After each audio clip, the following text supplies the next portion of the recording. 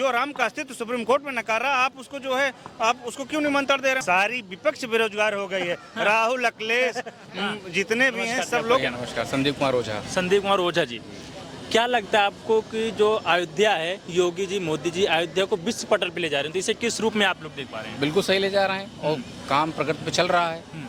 ईश्वर चाहेंगे विश्व पटल पे पहुंच भी जाएगा। अच्छा, एक चीज़ और आ रही है, विपक्ष बार बार जब जितना 22 तारीख नज़दीक आ रही है, ठंड उतनी बढ़ती जा रही है, लेकिन विपक्ष के अंदर उतनी ही बौखलाहट दिखाई दे रही है। अनेक प्रकार के कमेंट आ रहे हैं। अब ये तो ऐसा भी कहने लग गए हैं कि विपक्ष के पास विकास नाम की कोई चीज़ नहीं है, तो 2024 का चुनाव के प्रोपेगेंडा बनाने के रूप में मंदिरों का निर्माण करें। तो क्या लगता है आपको, प्रोपेगेंडा है कि विकास है? ये बड़ा कोई आयोजन होता है, हवन यज्ञ या सुमेध यज्ञ होता है, तो छोटी मोटी विघ्न बाधाएं तो आती रहती हैं।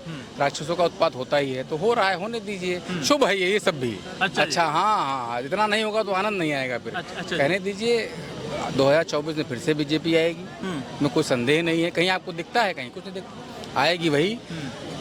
कार्य अच्छा हो रहा है, अयोध्या का विकास बढ़िया हुआ है। अयोध्या का ही नहीं, पूरे प्रदेश का और देश का विकास अच्छा हो रहा है। अयोध्या मंदिर, राम मंदिर बनने से भारत की या उत्तर प्रदेश इकोनॉमी में किस प्रकार ग्रोथ आएगा? क्योंकि विपक्ष का एक सबसे बड़ा मुद्दा ये आ रहा है कि ये अयोध्या का विकास नहीं है, केवल मंदिर बना रहे हैं लोग। आप अगर देखेंगे, आज से 2 साल पहले ही आए होंगे, 2 साल पहले अयोध्या में, अब की अयोध्या में जमीन आसमान का अंतर है। कितना लोग इन्वेस्ट कर रहे हैं, कितने होटल, आप जमीनें देखिए, आपको मिलना मुश्किल है।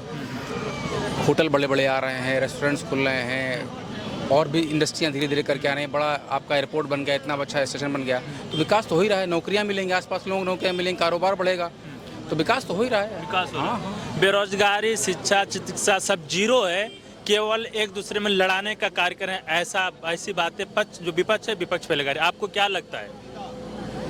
बेरोजगारी है न, बेरोजगारी, शिक्षा है, चिकित्सा जीरो है, क्योंकि जो विपक्ष है, जो लेफ्ट पार्टियां हैं, कांग्रेस पार्टी है, वो हमेशा यही बोल रही है वर्तमान में कि मोदी सरकार धर्म के बीच में लड़ाने का कार्य करती है। ना वो रोजगार की बात करती है, ना तो अच्छी शिक्षा की बात करती है, ना तो अच्छी चिकित्सा की बात करती है, बस लड़ाने की कार्य करती है। ये तो सबको दिख रहा है कि कहाँ क्या हो रहा है, इसमें कोई स्पेशल बताने वाली बात नहीं है। हाँ, हर व्यक्ति जान रहा है कि विकास हो रहा है, कैसे क्या हो रहा है। अच्छा, एक चीज़ और है, आप लोग सभी लोग हाई कोर्ट से जुड़े हैं, तो क्या अभी जो मतलब हमारा जो दंड संहिता थी उसका परिवर्तन हुआ है, वो एक नया एक बात पहले, आप कह रहे हैं बेरोजगारी है, बिल्कुल बेरोजगारी है। सारी विपक्ष बेरोजगार हो गई है। राहुल, अखिलेश, जितने भी हैं सब लोग बेरोजगार हो गए हैं। अच्छा। सही बात है, बेरोजगारी है केवल, लेकिन उनके लिए बेरोजगारी है, आम जनमानस के लिए बेरोजगारी नहीं है।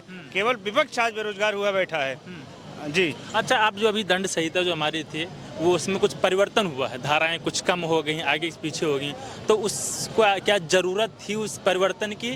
क्या किस रूप में आप उसे लेते हैं? बिल्कुल बहुत ज़रूरत थी,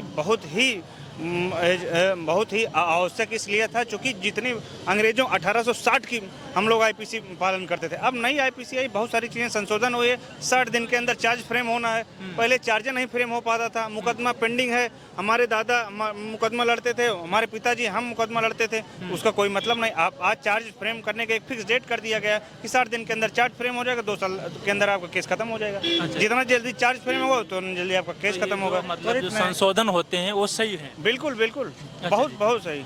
अच्छा, एक चीज़ अभी और बहुत सारी चीज़ें, बहुत सारे मुद्दे आ रहे हैं जो अन्य प्रदेशों की बात कर लिया जाए तो ऐसा लोगों को कहना है कि अस्पताल की ज़रूरत है, लोग मरीज बाहर मर रहे हैं, शिक्षा की जरूरत, लोग अशिक्षित हैं, मंदिर की क्या ज़रूरत है वर्तमान में आ गई? जैसा कि इन्होंने बताया था कि हाँ, मंदिर के प्रांगण में क्या कहते हैं अस्पताल बन रहा है, ठीक है, और क्या चाहिए अब? अच्छा जी, सब कुछ है। कांग्रेस सरकार अभी तक ऐसा बोल रही थी कि हमें आमंत्रण नहीं मिला, तो क्या लगता है आपको कि भगवान के काम में आमंत्रण जरूरी है? ना, उनके लिए कोई स्पेशल इनविटेशन कार्ड तो जाएगा नहीं कि उनको भाई जो है सोशल मीडिया के प्लेटफॉर्म से हर जगह से सबको मालूम, पूरा 22 तारीख को यहाँ पे।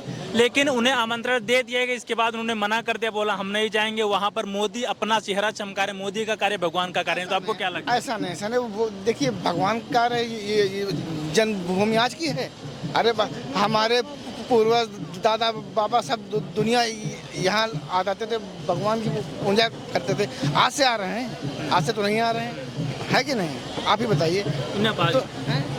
एक चीज और आ रही है, भारत जोड़ो यात्रा अभी तक चल रही थी, भारत जोड़ो न्याय यात्रा चली, तो क्या लगता है कि मोदी जी, योगी जी 10 वर्ष में अन्याय कर रहे हैं जो भारत जोड़ो यात्रा की बात कर रहे हैं, भारत जोड़ो न्याय यात्रा की बात विपक्ष कर रहे हैं, यात्रा भी शुरू हो चल रही है। अरे ठीक है, चलने फिरने स्वास्थ्य अच्छा रहता है, राहुल जी का स्वास्थ्य बढ़िया रहेगा, फिट आदमी है, बढ़िया है, टी शर्ट पहन के बढ़िया ठंड में घूमते हैं, अच्छी बात है, तो यात्रा करनी चाहिए, अच्छी बात है, बढ़िया। नफरत की दुकान में, नफरत के जमाने में मोहब्बत की दुकान खोले, उस पर क्या बोलना चाहिए? अरे बहुत बढ़िया है, तो बहुत अच्छी बात है, दुकान खोलें, यहाँ एक दुकान खोल लेते, प्रसाद वसाद बेचते तो और ठीक रहता। रोजगार तो मिल जाता कम से कम। बेरोजगारी राहुल जी खत्म हो जाती।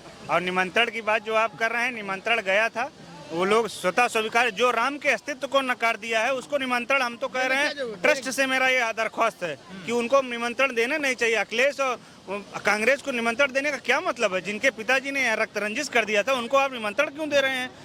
जो राम का अस्तित्व सुप्रीम कोर्ट में नकारा, आप उसको जो है आप उसको क्यों निमंत्रण दे रहे हैं? मल्लिकार्जुन खड़गे को आप क्यों निमंत्रण, जो राम को गाली देता है, ऐसे लोगों को क्यों निमंत्रण दिया जाता है? ऐसा क्या कारण है कि जो हमेशा बात सनातन पर होते, चाहे हमारे जो हिंदू धर्म ग्रंथ हैं उस पर हमेशा कमेंट किया था, रामायण की बात की, रामचरितमानस की जाए, हिंदू की बात की, भगवान पे ऐसा क्यों हो रहा है? जो हमारे हिंदू पर ही क्यों कमेंट हो रहा है, बाकी धर्मों पे क्यों नहीं हो रहा है? भैया वोट बैंक की राजनीति है सब, एक विशेष धर्म के लोगों का वोट साधने का प्रयास है, इसीलिए अभी तक हम लोग हाशिए पे रखे गए हैं, लेकिन अब सनातन जाग गया है, हिंदू जाग गया है, अब किसी चलने वाली नहीं है, अब इनकी चलने वाली नहीं है। तो 2024 में क्या दोबारा फिर बीजेपी लाने का पूरा प्लान है? 100%। हिंदू धर्म बहुत साफ है, इसलिए जिसका मन करता है गाली दे के चला जाता है। आप दूसरे संप्रदाय के किसी की गाली देखिए, आपका सर तन से जुदा हो जाएगा। अच्छा, बिल्कुल सही है।